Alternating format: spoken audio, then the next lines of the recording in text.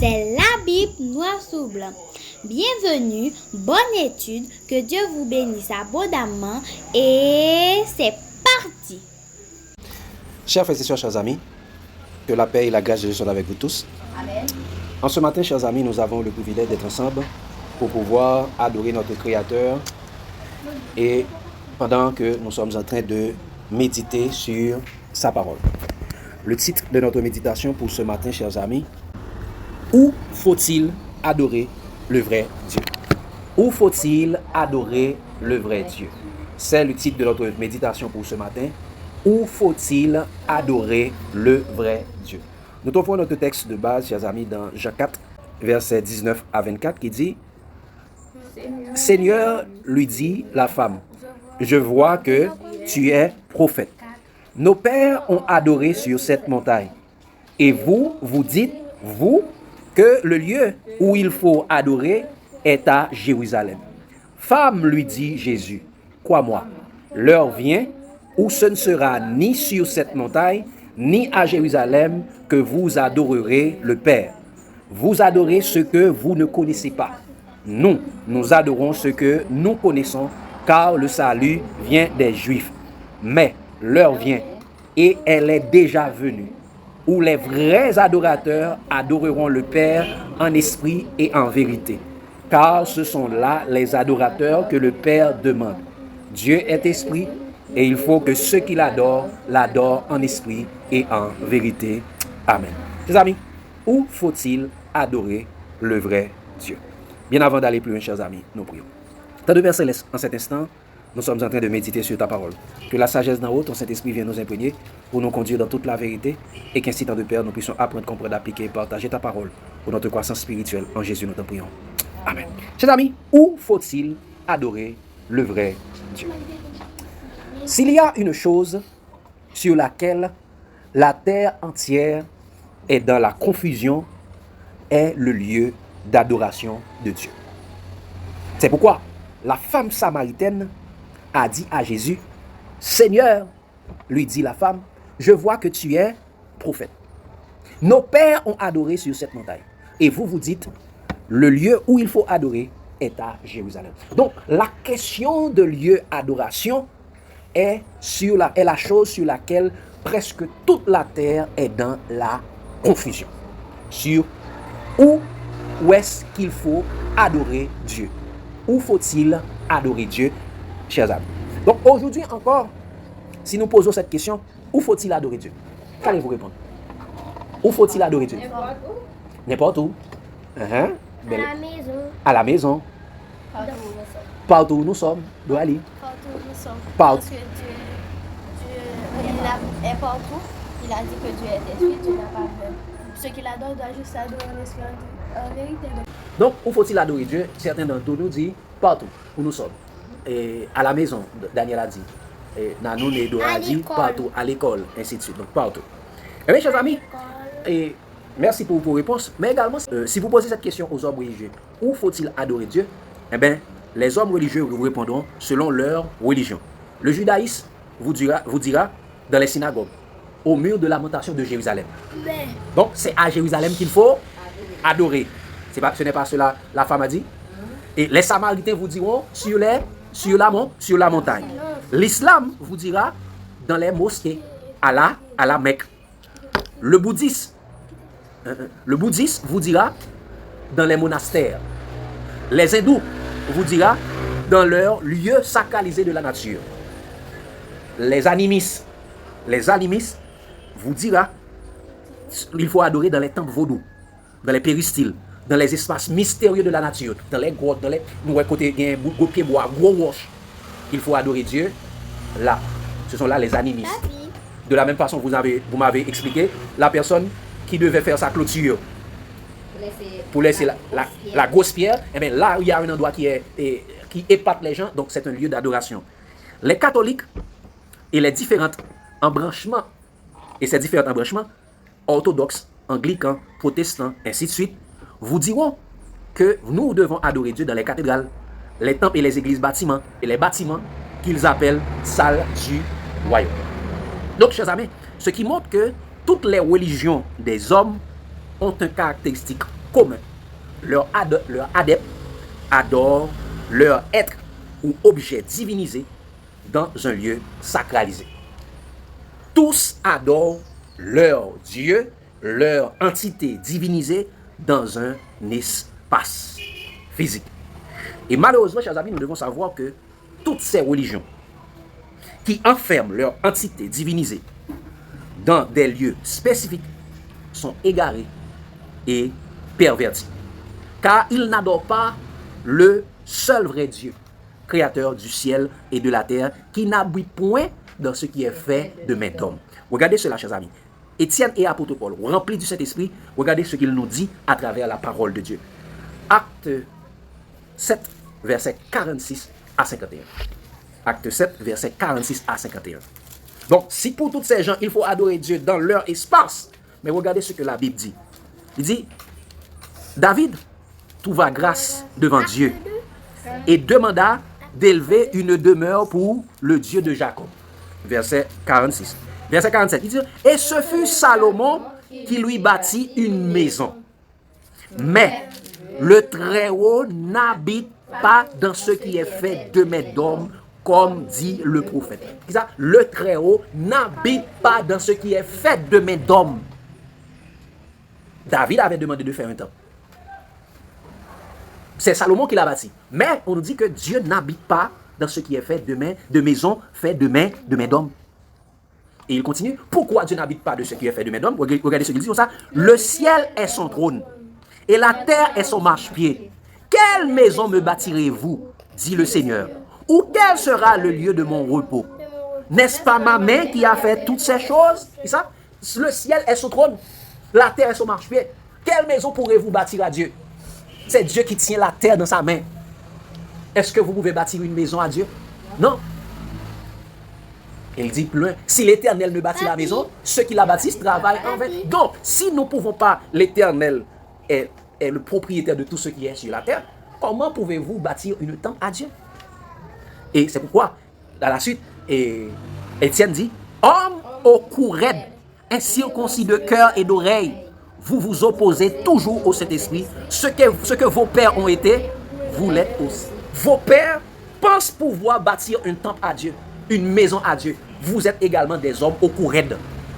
Le Saint-Esprit dit que Dieu n'habite point dans ce qui est fait. Dieu n'habite pas dans des maisons faites de main d'homme. Bon, les hommes qui prennent des espaces, qui disent là c'est la maison de Dieu, là c'est l'endroit où il faut adorer, eh bien ces hommes, chers amis, ne comprennent pas, sont des hommes au cou raide. Et regardez Acte 17, versets 22 à 25.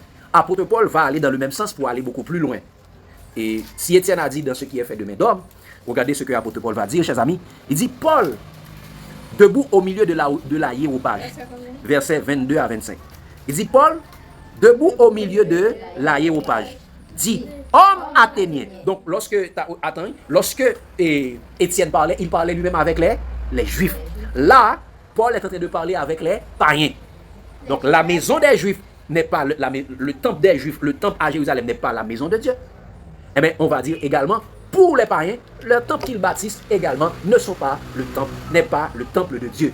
Regardez ce que Paul dit. Il dit, Paul, debout au milieu de l'aéropage, dit, homme athénien, je vous trouve à tous égards extrêmement religieux. Vous êtes extrêmement religieux. Vous attachez beaucoup à la religion, aux objets de dévotion, vos cultes. Il dit, car, pourquoi ils sont extrêmement religieux? Ils disent ça, car en parcourant votre ville, en considérant les objets de votre dévotion, j'ai même découvert un autel à cette inscription, à un Dieu inconnu. À un Dieu inconnu. Donc, ils dressent des autels, ils ont des monuments, des temples par-ci, des temples par-là, pour adorer beaucoup de divinités. Ils ont des divinités diverses. C'est pourquoi Paul va servir de cela pour leur enseigner. Ils disent ça, ce que vous révérez sans le connaître, c'est ce que je vous annonce. Il dit, le Dieu qui a fait le monde, et tout ce qui s'y trouve, étant le Seigneur du ciel et de la terre, n'habite point dans des temples faits de main d'hommes. C'est ça, le Dieu qui a fait le monde, étant le Seigneur de tout, étant le Seigneur du ciel et de la terre, de tout ce qui s'y trouve, n'habite point dans ce qui est fait de main d'hommes. Quand il dit, Paul n'a pas dit n'habite pas. Paul dit n'habite point. Elle dit Dieu n'a jamais habité dans un temple fait de main d'homme. Dieu n'a jamais habité dans un temple fait de main d'homme depuis de toute sa vie. Et il continue pour dire, chers amis, il dit, il n'est point servi par les mains humaines. C'est ça? Dieu n'est point servi par les mains humaines. Comme il savait besoin de quoi que ce soit. Lui qui donne à tous la vie, la respiration et toutes choses. Dieu n'est point servi par la main des hommes. Dieu n'est pas celui qui est assis là, qui attend que les hommes apportent pour lui. Apportez à la maison du Seigneur toutes les dîmes et les offrandes. Non, Dieu n'est pas celui qui est comme ça. Dieu n'est pas un parent qui s'assit, qui attend que les enfants apportent pour lui. Parce que Dieu est un bon berger. Il dit, l'Éternel est mon berger, je ne manquerai de rien. C'est celui qui pourvoit aux besoins de ses enfants. Donc, chers amis, Étienne et apôtre Paul, remplis du Saint-Esprit, nous dit que le Très-Haut n'habite pas dans ce qui est fait de main d'homme. Le ciel est son trône. La terre est son marchepied. Le Dieu qui a fait le monde étant le Seigneur, le Dieu qui a fait le monde et tout ce qui s'y trouve, étant le Seigneur du ciel et de la terre, n'habite point dans ce qui est fait de main d'homme. Donc c'est ça, chers amis. Donc si les hommes sont en train de bâtir leur maison et il dit que cette maison c'est la maison de Dieu, c'est là qu'il faut adorer Dieu, eh bien ces hommes sont des hommes au cou raide, incirconcis de cœur et d'oreille, qui s'opposent toujours au Saint-Esprit. Donc chers amis, en méprisant et en refusant de mettre en pratique ces paroles de Dieu révélées par le Saint-Esprit de Jésus-Christ, eh bien ces religions basant leur adoration sur leurs lieux sacralisés sont des vaines religions. Toutes les religions qui basent leur adoration sur un espace, eh bien, ce sont des religions vaines. C'est pourquoi il est dit dans Jacques 1er verset 26, Jacques 1er verset 26, dit ça, si quelqu'un croit être religieux, sans tenir sa langue en bride, mais en trompant son cœur, la religion de cet homme est vaine. Mais regardez ce que apôtre Jacques a dit avant de dire que la religion de cet homme est vaine. Regardez cela, chers amis, dans les versets en haut. Regardez ce qu'il avait dit. Avant de dire la religion de cet homme est vaine. Pourquoi apôtre Jacques avait dit ça? Il commençait au verset 22, dit ça. Mettez en pratique la parole et ne vous bornez pas à l'écouter seulement, en vous trompant vous-même par de faux raisonnements. Car si quelqu'un écoute la parole et ne la met pas en pratique, il est semblable à un homme qui regarde dans un miroir son visage naturel et qui, après s'être regardé, s'en va et oublie aussitôt quel il était. Mais celui qui aura plongé les regards dans la loi parfaite, la loi de la liberté, c'est-à-dire la parole de Jésus, et qui aura persévéré, n'étant pas un auditeur oublieux, mais se mettant à l'œuvre, celui-là sera heureux dans son activité. Celui-là sera heureux dans son activité. Mais ça veut dire, si quelqu'un croit être religieux, c'est quelqu'un qui se croit être religieux et qui ne met pas la parole de Dieu en pratique, eh bien la religion de cet homme est vaine. La religion de cet homme est vaine. Donc les religions des hommes, malgré que la parole de Dieu dit que Dieu n'habite point dans ce qui est fait de main d'homme, Dieu n'habite point dans des temps faits de main d'homme, Dieu n'est pas servi par la main des hommes. Si l'Éternel ne bâtit la maison, celui qui la bâtit travaille en vain. Eh bien, ces religions-là qui basent leur adoration sur des lieux physiques, eh bien, ces hommes-là, chers amis, ces religions-là sont des religions vaines. Ces religions-là sont des religions vaines. Eh bien, chers amis, étant donné que nous savons que, eh bien, est-ce qu'on peut adorer Dieu dans les bâtiments, dans les espaces faits par les hommes? Non. Eh bien, la question reste et demeure. Où faut-il adorer le vrai Dieu? Eh bien, si nous avons entendu la réponse des hommes, et également, on avait entendu vos réponses également, vous avez dit en tout lieu, partout où nous passons, c'est à peu près la bonne réponse, mais ce n'est pas la bonne réponse. Mais pourquoi? Pourquoi? Regardez ce que Jésus dit. Où devons-nous adorer Dieu? Quel est le lieu d'adoration de Dieu? Regardez ce qu'il dit dans Jean 4, versets 19 à 24. Regardez ce que Jésus dit. Qu'est-ce qu'il dit? Il dit, femme, lui dit Jésus, je vois que tu es prophète. Nos pères ont adoré sur cette montagne. Et vous dites, vous, que le lieu où il faut adorer est à Jérusalem. Femme, donc, c'est-à-dire, ces religions, le judaïsme, la religion des Samaritains, eh bien, base leur adoration sur le lieu, à Jérusalem ou sur la montagne. Eh bien, il dit, femme, lui dit Jésus, crois-moi, l'heure vient où ce ne sera ni sur cette montagne, ni à Jérusalem que vous adorerez le Père. Vous adorez ce que vous ne connaissez pas. Nous adorons ce que nous connaissons. Car le salut vient des Juifs. Regardez le verset 23. Mais l'heure vient, elle est déjà venue, où les vrais adorateurs adoreront le Père en esprit et en vérité. Car ce sont là les adorateurs que le Père demande. Dieu est esprit et il faut que ceux qui l'adorent en esprit et en vérité. Chers amis, dans ce passage, Jésus révèle le lieu d'adoration. Qu'est-ce qu'il dit? Il dit que ceux qui disent que c'est dans tel ou tel lieu qu'il faut adorer Dieu, c'est à Jérusalem ou sur la montagne qu'il faut adorer Dieu, qu'est-ce que Jésus a dit d'eux? Ce sont des personnes qui ne connaissent pas ce qu'ils adorent. Ce ne sont pas les vrais adorateurs, car ils adorent des entités inconnues. Vous adorez ce que vous ne connaissez pas. Il dit, l'heure vient et elle est déjà venue. Où ce ne sera ni sur cette montagne, ni à Jérusalem qu'il faut adorer Dieu. Mais nous savons que, chers amis, la grande majorité du protestantisme, c'est pourquoi, pour eux, c'est à Jérusalem que la grande rassemblement va se faire. C'est pourquoi il fait des collectes d'argent pour supporter Jérusalem. Il supporte Jérusalem dans tout ce qu'il fait, soit dans les guerres, soit dans tout ce qu'il fait, il supporte Jérusalem.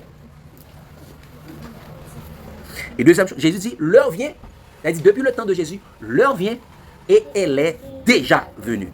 Où les vrais adorateurs adoreront le Père en esprit et en vérité. Il dit, car c'est là.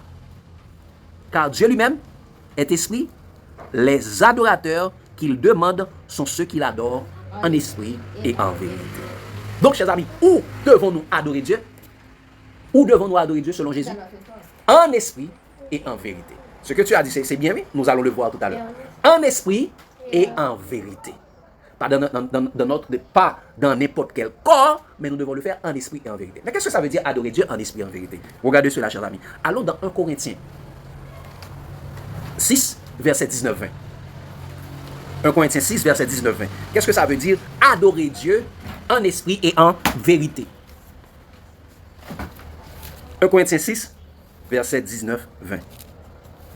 Regardez ce qu'il dit. Il dit, ne savez-vous pas que votre corps est le temple du Saint-Esprit qui est en vous, que vous avez reçu de Dieu et que vous ne vous apparteniez point à vous-même, car vous avez été rachetés à un grand prix.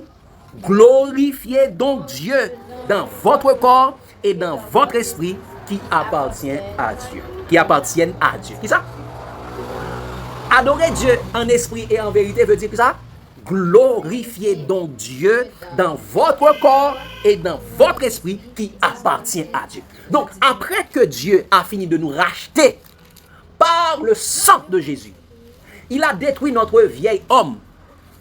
Il nous a donné, maintenant nous sommes devenus le corps de Christ. Comme apôtre Paul a dit, j'ai été crucifié avec Christ. Si je vis maintenant, ce n'est plus moi qui vis, c'est Christ qui vit en moi. Après que Jésus a fini de mettre son esprit en nous, et c'est pourquoi il dit, verset 20, tout ça, car vous avez été rachetés à un grand prix, glorifiez donc Dieu dans votre corps et dans votre esprit qui appartiennent à Dieu. Si l'apôtre ne voulait pas dire, glorifiez donc Dieu dans votre corps et dans votre esprit qui appartient à Dieu, il pouvait dire, adorez donc Dieu dans votre corps et dans votre esprit qui appartiennent à Dieu. Donc, chers amis, où devons-nous adorer Dieu? Dans notre corps et dans notre esprit.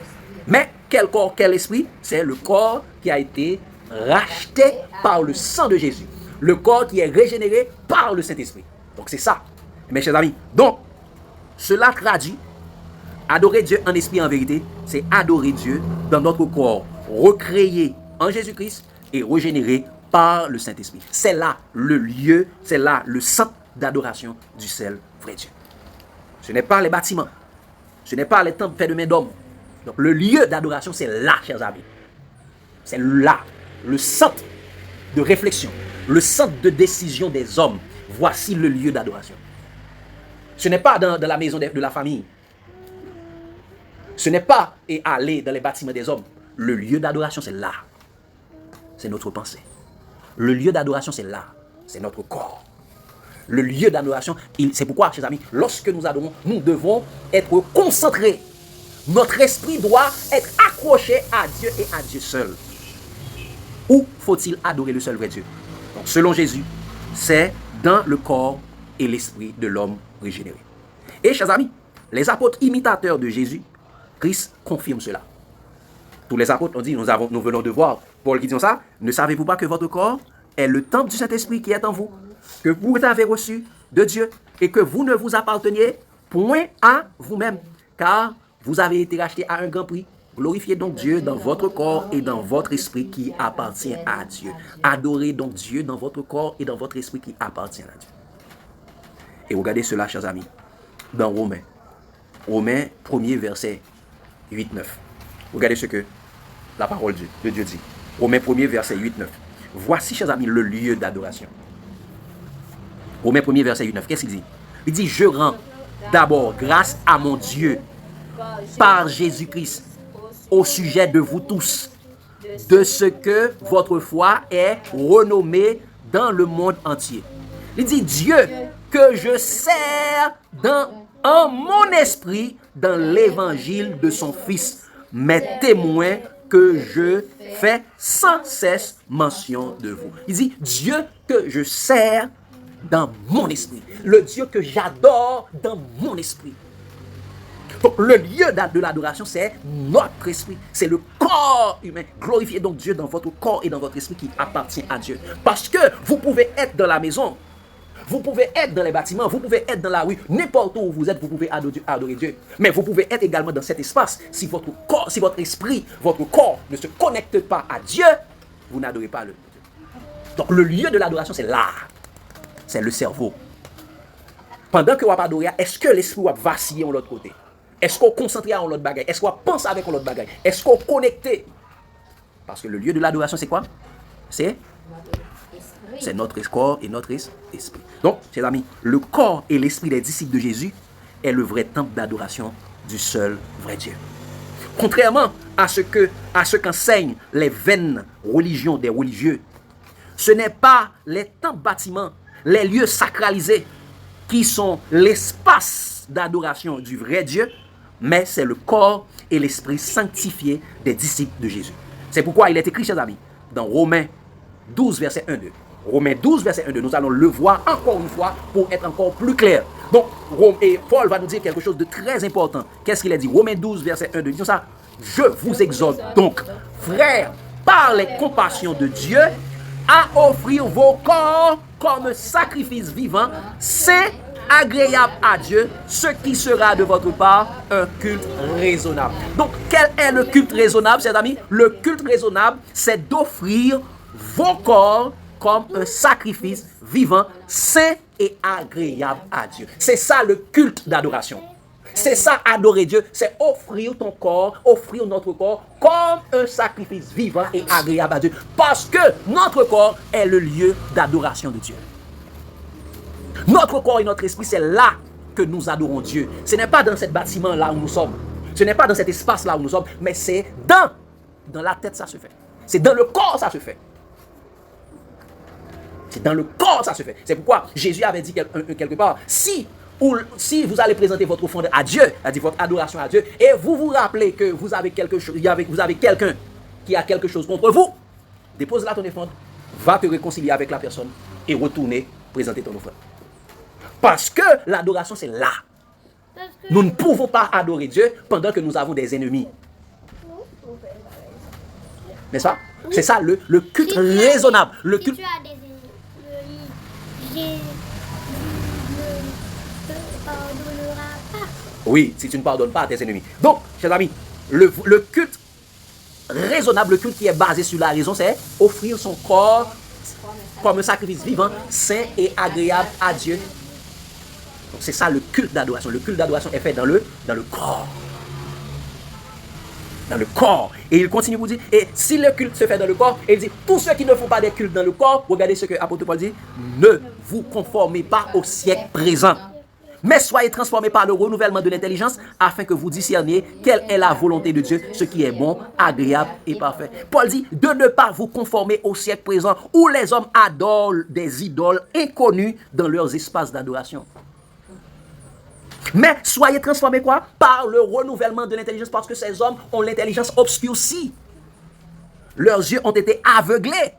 Ils ne peuvent discerner quelle est la volonté de Dieu. Mais toi, qui as de l'intelligence, eh bien, l'intelligence renouvelée par le Saint-Esprit, eh bien, il faut que vous discerniez quelle est la volonté de Dieu, ce qui est bon, agréable et parfait. Et en qui est révélée la volonté de Dieu? En Jésus. Les vrais adorateurs adorent le Père en esprit et en vérité. Ce sont là les adorateurs, les vrais adorateurs que le Père demande. Où faut-il adorer le vrai Dieu, chers amis? Où faut-il adorer le vrai Dieu? Dans notre corps et dans notre esprit.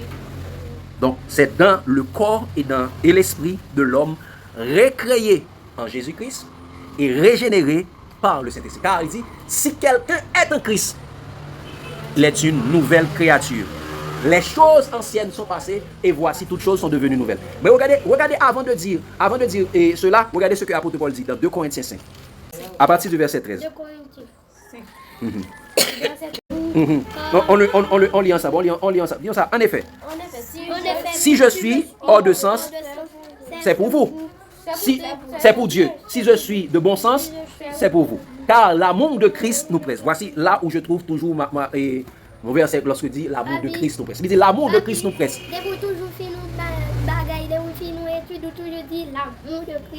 L'amour de Christ nous presse, c'est 2 Corinthiens 5, verset 14. L'amour de Christ nous presse. Parce que, attendez, regardez, il dit parce que nous nous estimons, si un seul est mort pour tous, tous sont donc morts. Et qu'il est mort pour tous, afin que tous ceux qui vivent ne vivent plus pour eux-mêmes, mais pour celui qui est mort et ressuscité pour eux. Pour qui nous devons vivre? Nous devons vivre pour Jésus. Jésus qui est mort et ressuscité pour nous. Si nous vivons maintenant, ce n'est plus nous qui vivons, c'est Christ qui doit vivre en nous. Et il continue pour dire, chers amis, disons ça. Ainsi, regardez, verset 7, ça. Ainsi, dès maintenant, nous ne connaissons personne selon la chair. C'est si nous avons connu Christ selon la chair, maintenant, nous le connaissons plus de cette manière. Si nous connaissons personne selon la chair, maintenant nous ne connaissons personne selon la chair. Personne ne doit vivre selon la chair. Nous devons vivre selon l'esprit. C'est pourquoi nous devons glorifier donc Dieu dans notre corps et dans notre esprit qui appartient à Dieu. Jésus n'est plus selon la chair maintenant. Et il dit, et pourquoi il dit au verset 17 déjà, si quelqu'un est en Christ, il est une nouvelle créature, les choses anciennes sont passées et voici toutes choses sont devenues nouvelles. Où faut-il adorer le vrai Dieu, chers amis? C'est dans notre corps, esprit, recréé en Jésus-Christ et régénéré par le Saint-Esprit. Et ce corps ne nous appartient pas. Cet esprit ne nous appartient pas. C'est le corps de Jésus-Christ et l'esprit de Dieu qui est en nous. C'est pourquoi, regardez ce qu'il dit, chers amis. Dans Philippiens 3, verset 1 à 3. Philippiens 3, verset 1 à 3. Chers amis, lorsque j'ai découvert cela, c'est quelque chose qui m'a vraiment épaté. Parce que pour moi-même, quand je dis, c'est à la maison qu'il faut adorer. Donc, adorer mon Dieu n'importe côté. Mais, très souvent, pendant que je dis adorer n'importe côté, très souvent, pendant que je adorer, il y a deux fois esprit ou vaciller. Donc, c'est amis, l'on adorer, il faut esprit ou connecté avec mon Dieu. Parce que le lieu de l'adoration, c'est l'esprit de l'homme. C'est notre corps. C'est pourquoi la Bible disait, chers amis, dans Proverbe, il dit, garde ton esprit plus que toute autre chose, car de là viennent les sources de la vie. Regardez ce qu'il dit, chers amis. Philippiens 3, verset 1 à 3. Donc, ceci est une réalité, la question d'adorer Dieu dans notre corps et dans notre esprit. Philippiens 3, verset 1 à 3. Qu'est-ce qu'il a dit? Il dit, au reste, mes frères. Quand on parle au reste, c'est-à-dire on parle de ceux qui restent pour l'avènement de notre Seigneur. Et c'est pourquoi il dit dans Apocalypse 12, 17, il dit ça, et le dragon fut irrité contre la femme, et il s'en alla faire la guerre au reste de sa postérité, à ceux qui gardent les commandements de Dieu et qui ont le témoignage de Jésus. Au reste, c'est-à-dire ceux qui sont choisis par Jésus, les disciples de Jésus, les disciples de Dieu. Il dit, au reste, mes frères, réjouissez-vous dans le Seigneur. Parce que où ça nous sommes actuellement dans le Seigneur. Si quelqu'un est en Christ, réjouissez-vous dans le Seigneur. Je ne me lasse point de vous écrire les mêmes choses. Et pour vous, cela est salutaire. Prenez garde aux chiens. Prenez garde aux mauvais ouvriers. Prenez garde aux faux circoncis. Car les circoncis, c'est nous, qui rendons à Dieu notre culte par l'Esprit de Dieu et qui nous glorifions en Jésus-Christ et qui ne mettons point notre confiance en la vie. Où ça, nous adorons Dieu qui rendons notre culte par l'Esprit de Dieu, qui nous glorifions en Jésus-Christ. Donc, chers amis, il dit que ça, il faut se calmer toujours, il dit qui ça? Prenez garde qui ça? Prenez garde aux chiens, c'est-à-dire les loups ravisseurs. Prenez garde aux mauvais ouvriers, c'est-à-dire les faux apôtres. Les apôtres et ministres de Satan déguisés en apôtres de Christ. Prenez garde aux faux circoncis, c'est-à-dire les juifs de la synagogue de Satan, les inconvertis. Car, qui ça? Les circoncis, les vrais circoncis, c'est nous. Les vrais circoncis, ce sont les vrais adorateurs. Qui rendront notre culte, qui ça? Par l'Esprit de Dieu, qui nous glorifions en Jésus-Christ. Parce que le lieu de notre adoration, c'est le corps de Christ et c'est l'Esprit de Christ. Si quelqu'un n'a pas l'Esprit de Christ, il ne lui appartient pas. Donc, chers amis, le lieu de l'adoration, c'est là. C'est le cerveau, c'est là que ça se passe. Est-ce que notre esprit est connecté? Est-ce que pendant que j'adore, mon esprit est en train de vaciller, je pense à d'autres choses, je ne suis pas connecté, je ne parler? C'est pourquoi, chers amis, nous pouvons comprendre, chers amis, dans les églises, bâtiments, dans les institutions, il vous fait passer à côté, de cela, chers amis. Il vous fait focus, sur les lieux d'adoration, ou bien sur le jour d'adoration. Et on ne met pas l'accent sur l'esprit. C'est-à-dire, un prend le lieu, d'autres prend le jour, il laisse l'esprit à Satan. Il laisse l'esprit à Satan afin que, parce que comme vous ne connaissez pas, c'est dans votre esprit que vous devez adorer Dieu. Mais pendant que vous venez côté là, vous parlez, il y a prêché, vous ne connaissez rien, vous parlez, ou bien pendant que vous prêchez, vous dormir. Vous ne connaissez rien, vous quittez l'esprit sous domination Satan. Et qu'on y a, corps pour venir, une habitation de Satan, de démons. C'est pourquoi il dit, dans 2 Thessaloniciens, 2 versets 3, 4, ça, que personne ne vous séduise d'aucune manière. Car il faut que l'apostasie soit arrivée auparavant et qu'on ait vu paraître l'homme de péché, le fils de la perdition, l'adversaire qui s'élève au-dessus de tout ce qu'on appelle Dieu ou de ce qu'on adore, jusqu'à s'asseoir dans le temple de Dieu, se proclamant lui-même Dieu. Où est le temple de Dieu? Quel est le temple de Dieu actuellement? Votre corps. Ne savez-vous pas que votre corps est le temple du Saint-Esprit, que vous avez reçu de Dieu et que vous appartenez pas à vous-même? Vous avez été racheté à un grand prix. Glorifiez donc Dieu dans votre corps et dans votre esprit qui appartient à Dieu. Et où ça, le fils de la perdition, veut t'asseoir? Dans le temple de Dieu, se proclamant lui-même Dieu. Pendant que les hommes sont en train de chamailler sur le lieu d'adoration, non, ce sont dans les mosquées, oh non, c'est dans les synagogues, ah non, ce sont les temples bâtiments, non, ce sont dans les cathédrales, non, ce sont dans les comment on dit ça, salles du royaume, oh non, ce sont là où l'islam adore, et c'est sur la montagne, ah non, c'est au bord de la mer, c'est dans les grottes, et ainsi de suite. Pendant qu'on a chamaillé sur le lieu d'adoration, pendant qu'on a chamaillé sur, ah non, c'est dans le sabbat qu'il faut adorer Dieu, ah c'est au jour du vénérable du soleil le dimanche, ah c'est le vendredi qu'il faut adorer Dieu. Et puis en cet instant, le fils de la perdition lui-même est en train de captiver, de coloniser, de prendre d'assaut l'esprit de l'homme. Il dit ça, il faut que l'apostasie soit arrivée auparavant et qu'on puisse paraître tout ça. L'homme de péché, le fils de la perdition, l'adversaire qui s'élève au-dessus de tout ce qu'on appelle Dieu ou de tout ce qu'on adore jusqu'à s'asseoir dans le temple de Dieu, se proclamant lui-même Dieu, dans le corps humain. Il prend le corps humain. C'est pourquoi, regardez, chers amis, est-ce que nous pouvons faire cette comparaison? Lorsque les vaudouisants fait bail, ça vous fait, il y a dans l'espace, il y a fait une grosse cérémonie, pas vrai? Dans l'espace, dans le temple vaudou, dans le bail. Mais les esprits descendent, descendent dans la tête. Parce que c'est là qu'il réclame lui-même. Ce n'est pas l'espace ça réclame, c'est dans la tête. Il faut aller dans l'espace là, c'est juste pour capable égarer. Et puis côté là descend lui-même, il ne va pas descendre dans l'espace là. Il ne va pas faire pied bois à parler. Il descend dans la tête. Parce que c'est là qui est le lieu d'adoration. Les Judas, les satrapes prennent contre Judas côté l'entrée, dans la tête de Judas. Après tout, c'était un esprit, c'est l'esprit parce que les dit que soit que vous mangez, que soit vous boire, que soit vous faites n'importe quelque autre chose, fait tout pour la gloire de Dieu. Exactement. Et parce que il te connaît, c'est pas un espace qui est important pour lui. Et d'autant plus que si c'est un espace qui est important pour l'apôtre Paul était à sujet perdu. Parce que c'est un monde qui te connaît vaciller de tous côtés, aller de tous côtés net, aller pour non. Là, il finit converti. Elle était qu'on fait plusieurs voyages, il n'est pas être en place lui-même. Il allait de tous côtés, juste si on était venu arrêter, malgré qu'il était arrêté. c'est marché, on a marché qu'on dit devant ça, qu'on dit devant pour jusqu'à ce qu'elle a la Rome. Pour jusqu'à ce qu'elle était à la Rome. Si c'est pas dans l'esprit, dans lui-même, dans l'esprit vraiment, qu'on adore. Il était foutu. Il était foutu. Exactement. Et c'est pour nous comprendre que j'en dis à Fayou, c'est que dès que nous savons que c'est notre corps et notre esprit recréé en Jésus-Christ, régénéré par le Saint-Esprit, qui est le vrai lieu d'adoration du seul vrai Dieu, eh bien, n'importe côté ou bien où que nous passons, nous pouvons adorer Dieu en esprit et en vérité. N'importe côté où il est capable d'adorer mon Dieu. N'importe côté où il est. Qu'est-ce que ça Jésus dit dans Matthieu 18, verset 20? Nous ça? Car là où 2 ou 3 sont assemblés en mon nom, je suis au milieu d'eux. Donc, là où 2 ou 3 sont assemblés en mon nom, je suis au milieu d'eux. Au milieu d'eux. Au milieu de chacun d'eux. Lorsque vous savez que l'adoration se fait en esprit et en vérité, regardez ce qu'il dit, chers amis, dans Matthieu 14, verset 23. Lorsque vous savez que n'importe l'endroit que vous êtes, eh bien, vous pouvez adorer Dieu, eh bien, vous allez adorer Dieu même sur la montagne. Matthieu 14, verset 23. Disons ça. Quand il l'eut renvoyé, il monta sur la montagne pour prier à l'écart. Et comme le soir était venu, il était seul. Jésus monta sur la montagne pour prier. L'adoration, c'est pas la prière également. Donc, il monta sur la montagne.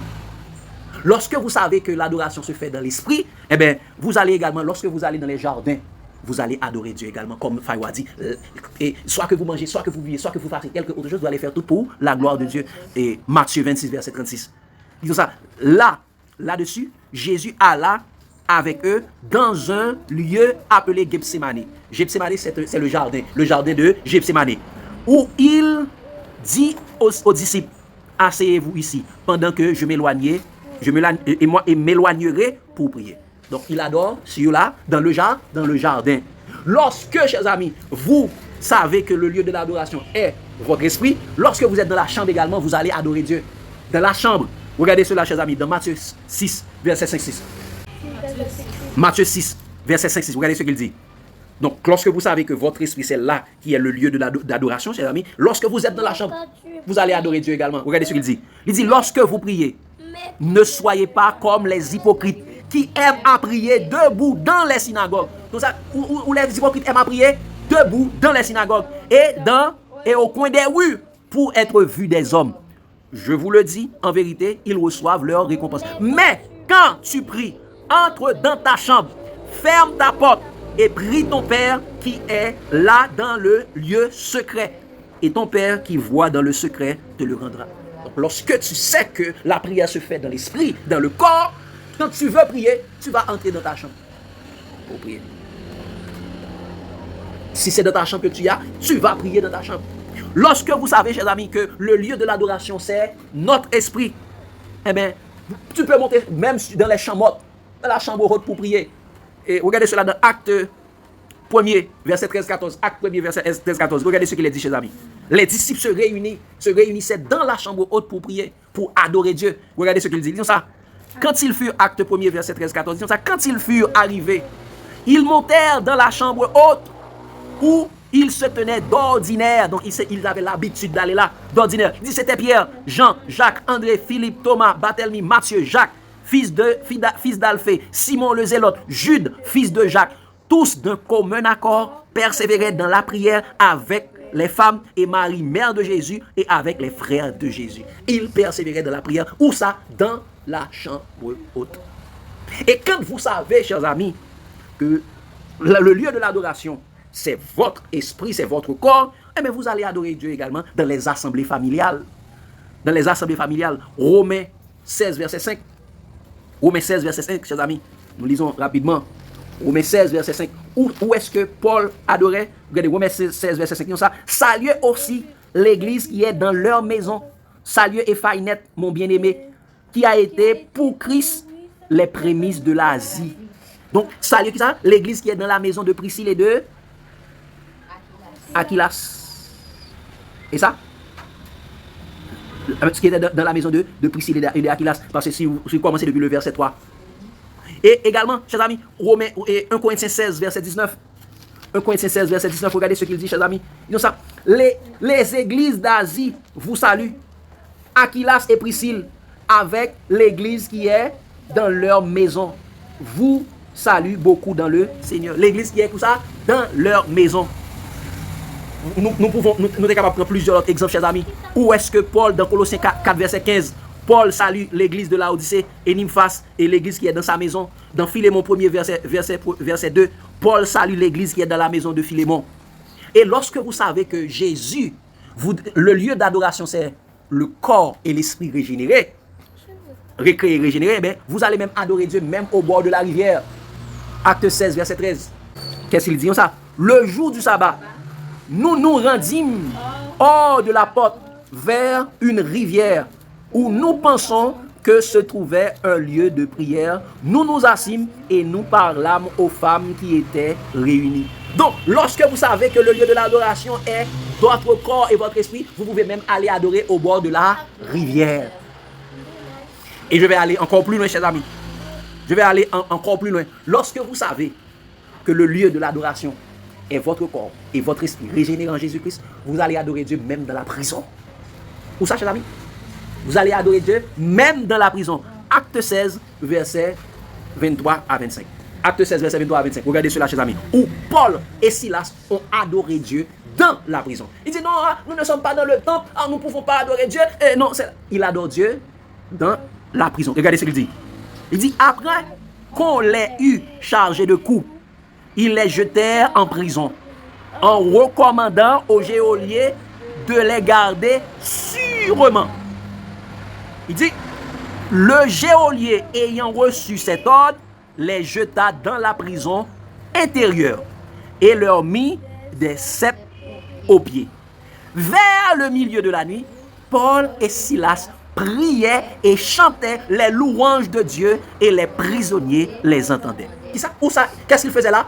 Ils adoraient Dieu dans la prison. Ils chantaient, ils priaient, ils chantaient les louanges de Dieu et les prisonniers les entendaient. Et c'est pourquoi Jésus est descendu et il y avait un grand tremblement de terre. Les portes de la prison furent ouvertes. Parce que vous savez que le lieu de l'adoration de Dieu est dans votre esprit, dans votre cœur et dans votre corps. Vous allez adorer Dieu même dans la prison. Et je vais vous dire, je vais vous étonner, chers amis. Si vous savez vraiment que le lieu de l'adoration est votre corps et votre esprit régénéré en Jésus-Christ, la seule endroit que vous n'allez pas adorer, c'est dans les synagogues. Vous pouvez aller adorer Dieu dans les maisons, n'importe où, dans les grottes, dans les jardins, à la montagne, sur la montagne, même dans la prison, mais vous n'allez jamais adorer Dieu dans les synagogues. Vous pouvez se servir des synagogues pour aller évangéliser. Les synagogues sont des lieux d'évangélisation, c'est un champ d'évangélisation. Mais vous n'allez pas adorer dans les synagogues. Pourquoi? Jésus a dit que les synagogues sont des synagogues de Satan. Parce que ce sont des synagogues de Satan. Mais Jésus allait dans les synagogues. Pourquoi? Parce que si vous voulez vivre pieusement dans les synagogues, eh bien on va vous chasser. Regardez ce qu'il dit, chers amis, dans Jean 16, verset 1 à 3. Jean 16, verset 1 à 3. Le seul endroit que si vous avez le Saint-Esprit vraiment, vous ne devez pas aller adorer. Vous ne devez pas aller adorer là, ce sont des synagogues. Parce qu'en plus, les synagogues, ce sont des synagogues de Satan. Mais également, on va vous exclure là. Parce que si vous adorez exactement comme Jésus le veut, chers amis. Jean 16, verset 1 à 3, qu'est-ce qu'il a dit? Je vous ai dit ces choses, afin qu'elles ne soient pas pour vous une occasion de chute.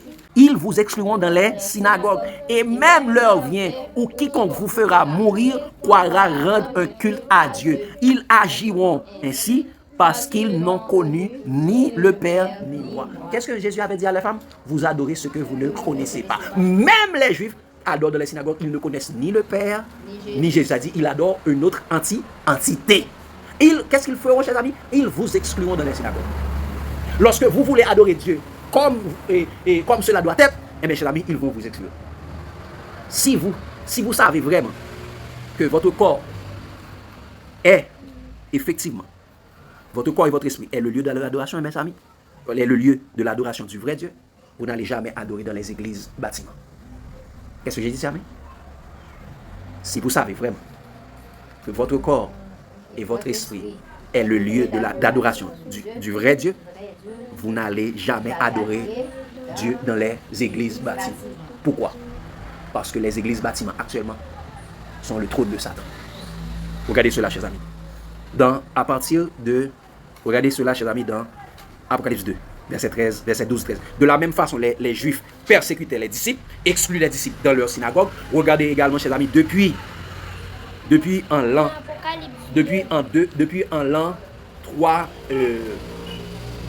313.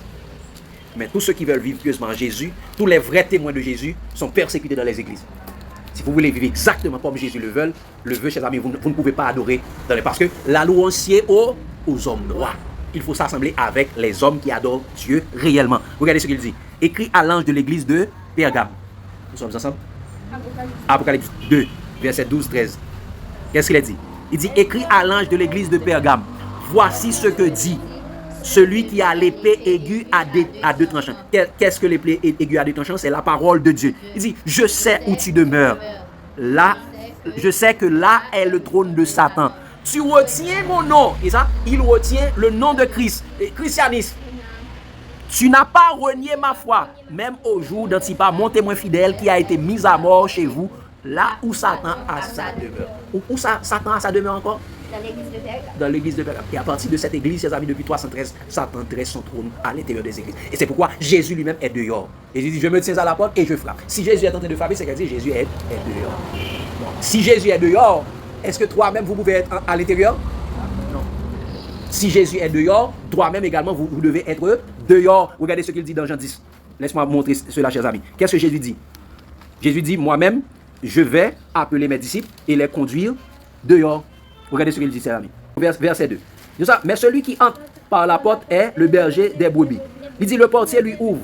Et les brebis entendent sa voix et il l'appelle par leur nom, les brebis qui lui appartiennent. Et il les conduit dehors. Qui ça? Où ça il les conduit? Dehors. Si Jésus dit, je me tiens à la porte et je frappe, il a dit, Jésus est dehors. Toi-même, qu'est-ce que vous devez faire? Allez trouver Jésus dehors. Donc, si Satan a son trône à l'intérieur de l'église, Jésus n'est pas à l'intérieur de l'église, vous-même également, vous ne devez pas être à l'intérieur de l'église. Ne vous faites pas membre des églises impudiques de Babylone, mais soyons des membres de Jésus-Christ. Regardez cela, chers amis, dans 1 Corinthiens 6, versets 15 à 17. Ne savez-vous pas que vos corps sont les membres de Christ? Qui ça? Vos corps sont les membres de Christ. Prendrais-je donc les membres de Christ pour en faire les membres d'une prostituée? L'église impudique, l'église qui se tient sur Satan, est-ce qu'on est capable de l'église où Satan a sa demeure? Est-ce qu'on est capable de prendre ou capable de membre de l'église ça? Tout ça, loin de là, verset 16, il dit loin de là, ne savez-vous pas que celui qui s'attache à la prostituée est un seul corps avec elle? Car est-il dit, les deux deviendront une seule chair. Quand tu es membre de cette église, tu es devenu prostitué comme cette église. C'est pourquoi il dit au verset 17, mais celui qui s'attache au Seigneur est avec lui un seul esprit. Quand tu es attaché au Seigneur, tu es avec le Seigneur un seul esprit. Un seul esprit, chers amis. Et si nous lisons la suite, chers amis, nous sommes avec Christ, un seul esprit. Et regardez le verset suivant. Qu'est-ce qu'il a dit, chers amis, tout ça?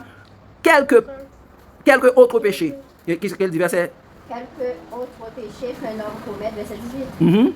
Quelques autres péchés qu'un homme commet, ce péché est hors du corps. Mais celui qui se livre à l'impudicité pêche contre son propre corps. Et c'est pourquoi il est dit dans la suite, ne savez-vous pas que votre corps est le temple du Saint-Esprit que vous avez et qui est en vous, que vous avez reçu de Dieu et que vous ne vous apparteniez point à vous-même, car vous avez été rachetés à un grand prix. Glorifiez donc Dieu dans votre corps et dans votre esprit qui appartient à Dieu. Donc, quand vous savez que votre corps est le temple du Saint-Esprit, c'est là que vous devez adorer Dieu, mais vous n'allez pas vous faire membre des églises bâtiments. Parce que, chers amis, si vous êtes dans une église bâtiment, l'adoration qui se fait là va vous déranger. Ou pas qu'à concentrer. Lorsque vous avez dit silence, un souffle descend, ça dérange. Parce que c'est le. Pendant toute adoration, on ne peut pas camper, pas dire on camper. C'est comment battre, quand ces gens apprennent, on dit silence, un souffle descend, mettez-vous, c'est laissez à bon Dieu apprendre, dit, moun sa yo en la personne de ces personnes, c'est Dieu qui entre.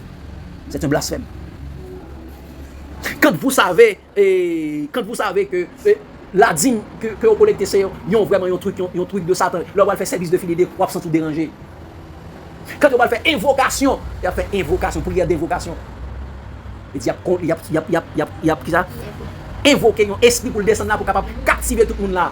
Quand vous êtes dans ces espaces, eh bien, parce que ils disent ça, Il est beau, il est agréable pour des frères de demeurer ensemble. Mais pour demeurer ensemble, il faut nous tous deux même esprit.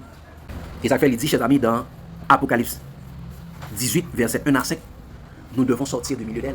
Si vous étiez au milieu des églises impudiques, vous devez sortir. Si vous voulez adorer vraiment le seul vrai Dieu, vous devez sortir. Parce que c'est votre corps qui est le lieu d'adoration. Mais si dans l'espace ça, pendant qu'on va adorer, bidim, c'est brique à fait, eh bien, l'esprit a toujours tourmenté, l'esprit a toujours troublé. Ou pas concentré.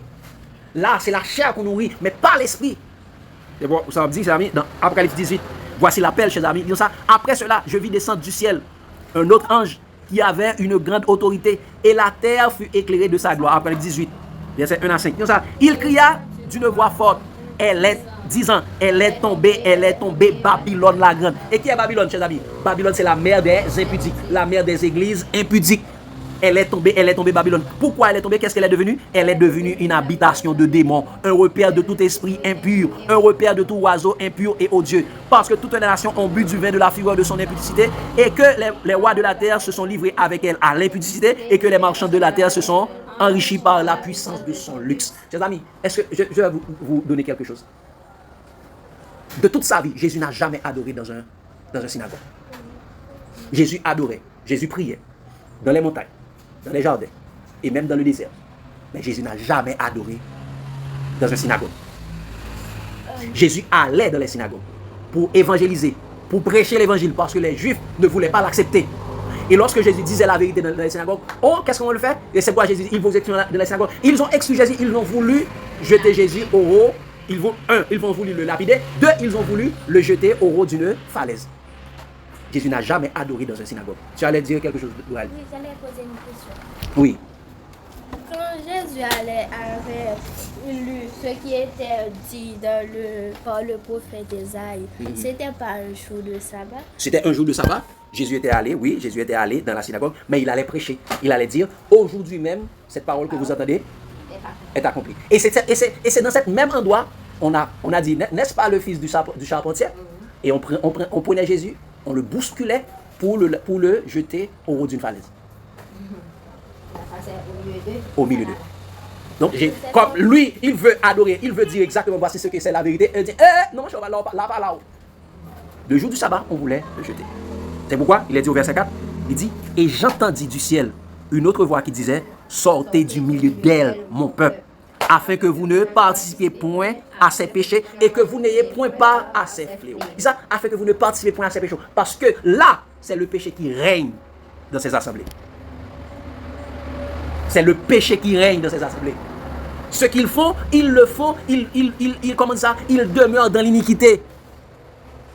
N'avons-nous pas chassé des démons? N'avons-nous pas prophétisé? N'avons-nous pas fait beaucoup de miracles en ton nom? Jésus dit, je ne vous ai jamais connu. Vous qui commettez l'iniquité, retirez-vous de moi. C'est-à-dire, ils savent que ce qu'ils font est mal.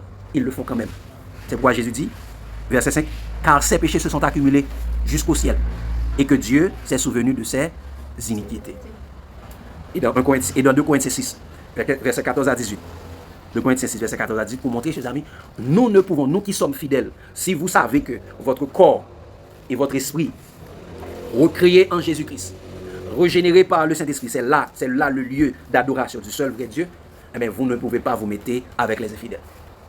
La louange sied aux hommes droits.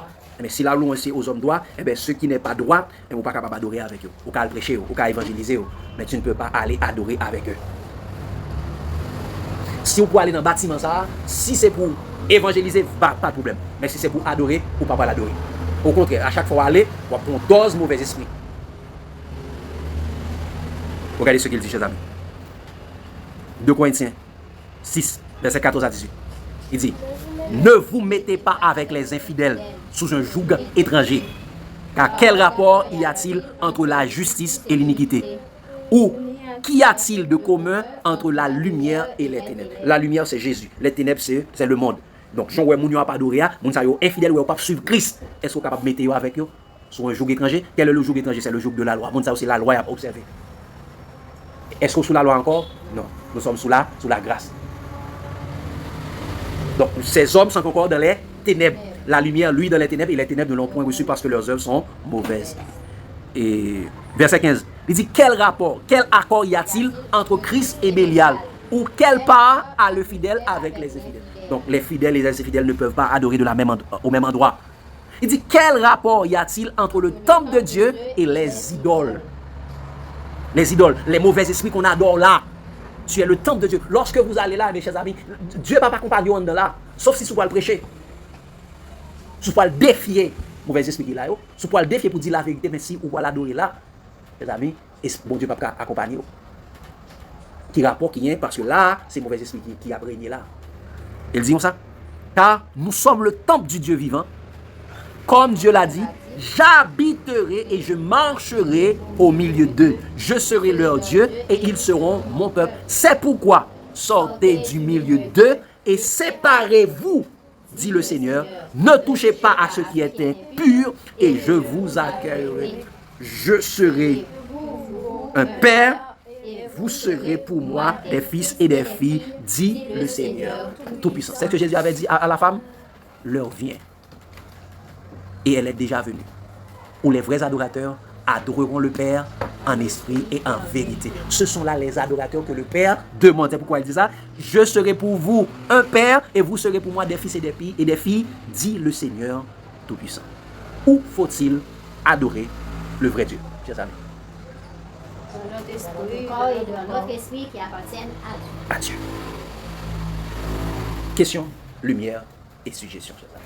Je vous passe la parole. Où faut-il adorer le vrai Dieu? Non, ce n'est pas dans les espaces, ce n'est pas dans les bâtiments, pas dans les grottes, dans les montagnes, mais le lieu d'adoration, c'est notre corps et notre esprit recréés en Jésus-Christ, régénérés par le Saint-Esprit. C'est là le lieu d'adoration. Les vrais adorateurs. Il y a une question. Oui. Et vous avez dit que ça t'a l'air, et bon Dieu pas jamais adorer dans ça qui fait à mes hommes. Ou bien pas jamais habiter alors. Oui, bon Dieu pas habiter dans ce qui est fait de main d'homme. C'est le et mon yo te vini dans temple yo t'a vendre bête, yo t'a changer pour monde et puis Jésus vini dit que ça nous prend maison papa maintenant pour une caverne de voleur il était battu et là ça t'est habité ou bien comment? Il y a faille. Et merci encore une fois pour cette question. Généralement, je attendre moins que nous allons avoir cette question. Parce que lorsque tu as dit, Jésus a dit avec aux pharisiens, ma maison sera appelée une maison de prière. Mais vous en avez fait une caverne de voleurs. Il parlait du temple de Jérusalem. Ma maison. La maison. Qui est-ce qui avait bâti cette maison? Salomon l'avait bâti pour Dieu. Salomon l'avait bâti pour Dieu.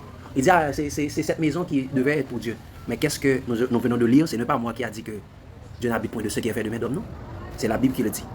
On lit encore une fois, et du verset 46, acte 7, il dit, David trouva grâce devant Dieu et demanda d'élever une demeure pour le Dieu de Jacob.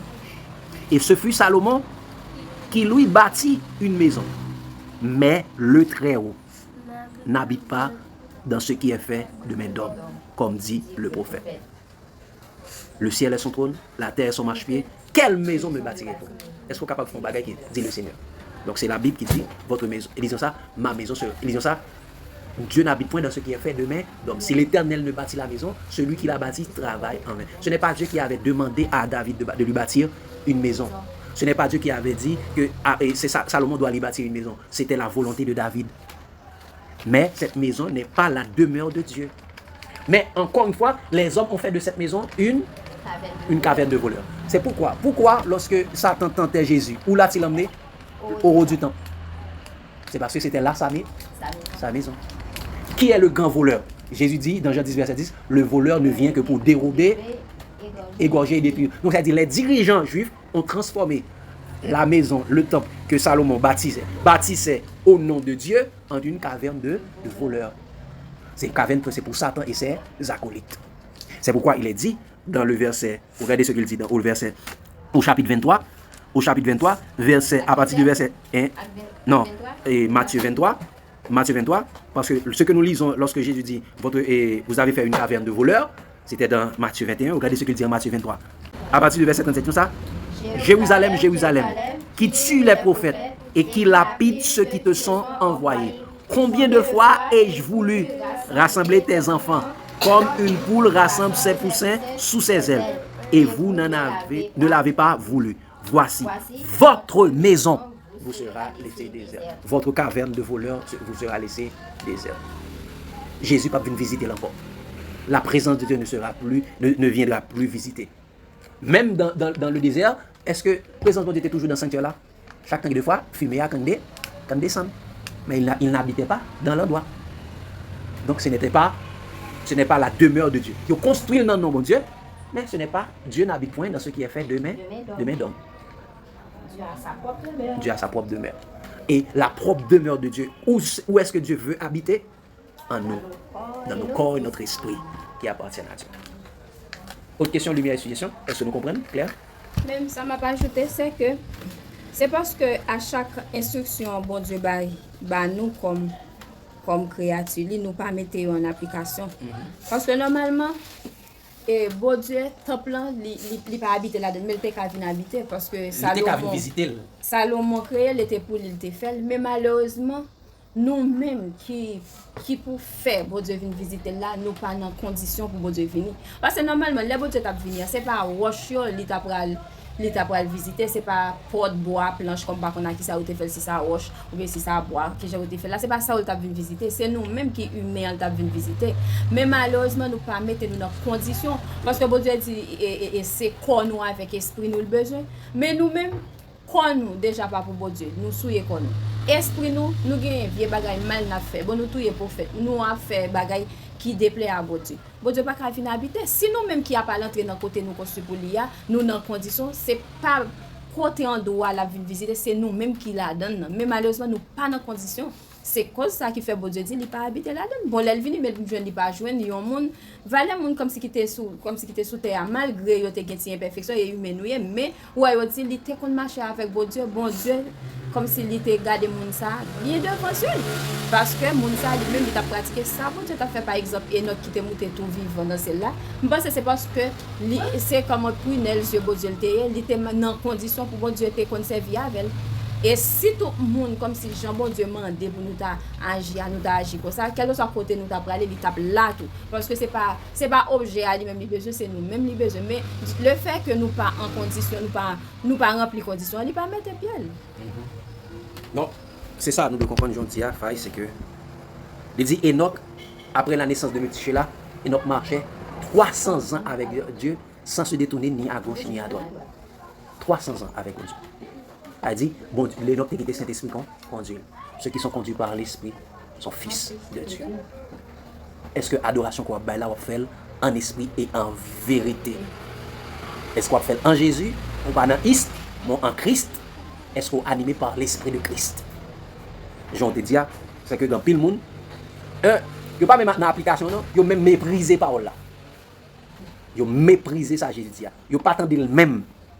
Si la Bible dit même vraiment que l'église c'est le corps de Christ, Jésus dit ça, tu es pierre, sur cette pierre, je bâtirai mon église. Et les portes du séjour de mort ne se pouvaient point contre. Si vous même pour y aller au bâtiment, l'église.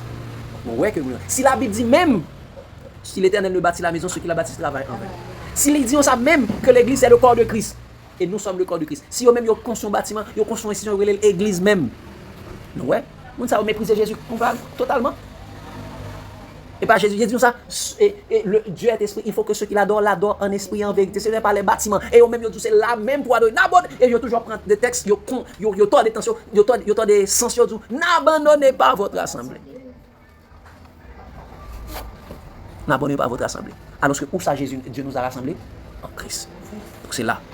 Donc c'est là, c'est loin de là. Et ça fait dire, au cas, si nous savons que le lieu de l'adoration du vrai Dieu, c'est notre corps et notre esprit recréés en Jésus, régénérés par le Saint-Esprit. Nous sommes capables d'adorer n'importe où, à la maison, au jardin, sur la montagne, dans la prison, dans les hôpitaux, au bord de la rivière, sauf dans les synagogues et les églises bâties.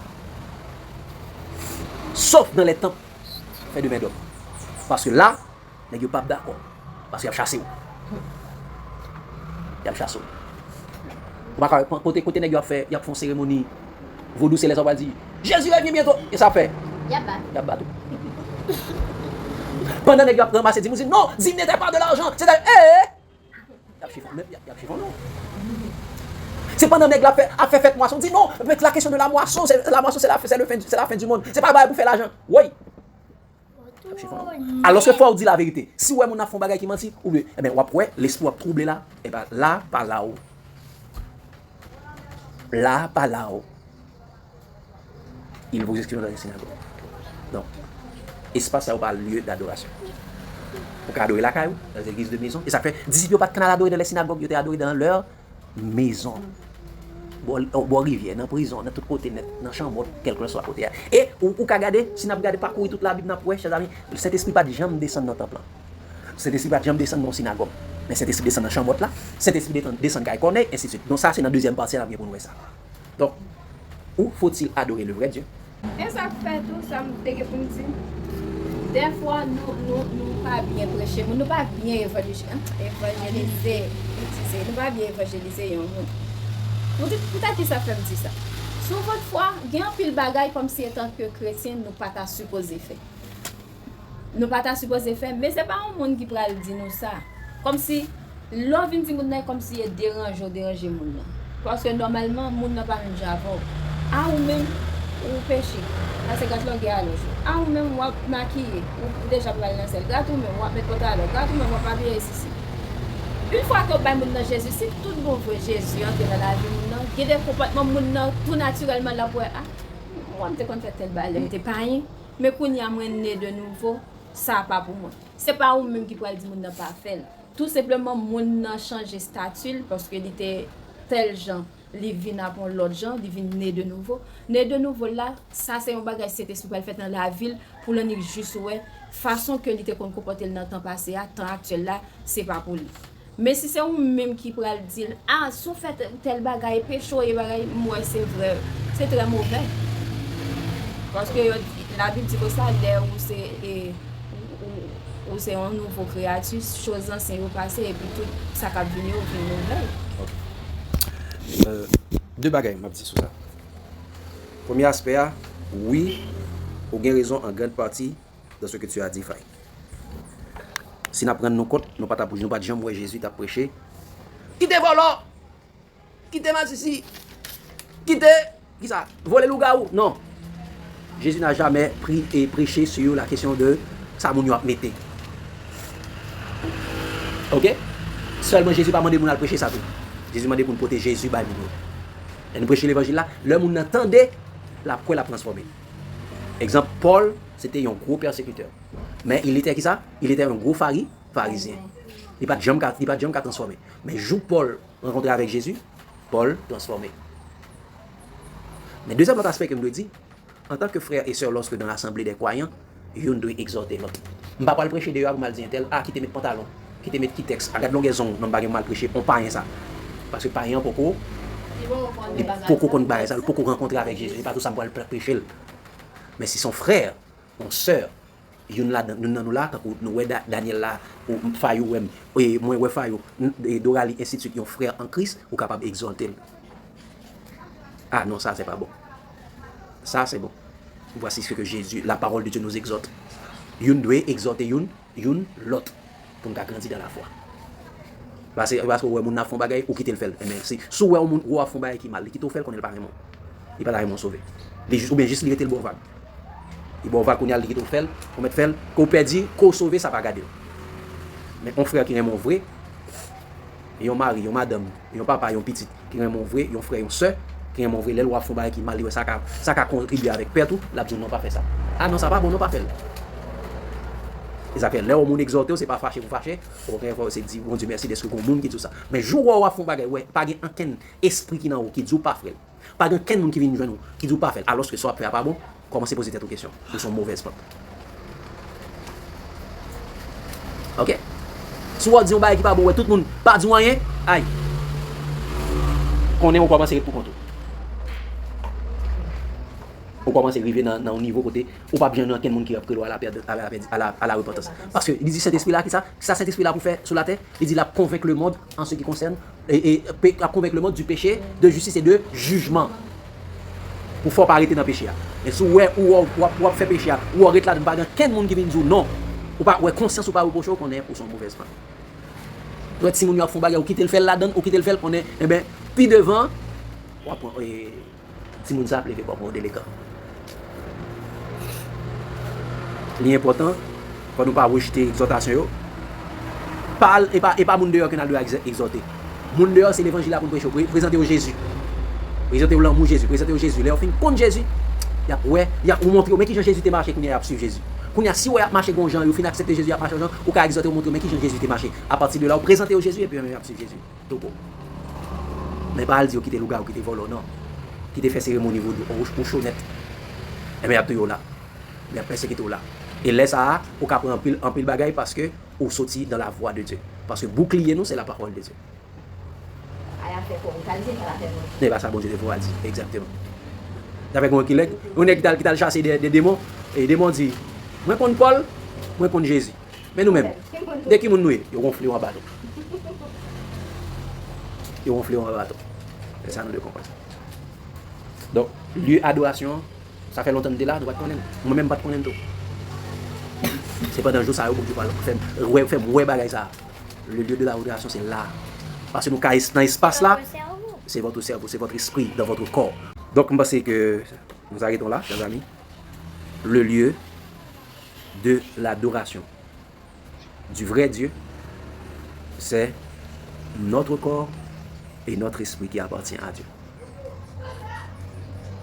Ok? Déjà, nous avons un rendez-vous pour la deuxième partie. Nous allons voir qui gens nous sommes capables vraiment adorer Dieu en esprit et en vérité. Comment adorer Dieu dans notre corps et dans notre esprit. Qui processus qui doit passer. Je dis à nous, ouais, l'adoration c'est dans notre corps et notre esprit. Mais qu'on y a qui processus, qui ça doit faire dans moi-même pour me adorer mon Dieu vraiment en esprit et en vérité. Que Dieu vous bénisse abondamment, chers amis. L'amour de Christ nous presse. Amen. C'était la Bible noir sous blanc. N'hésitez pas à aimer, abonner, commenter et partager. Bye et à la prochaine.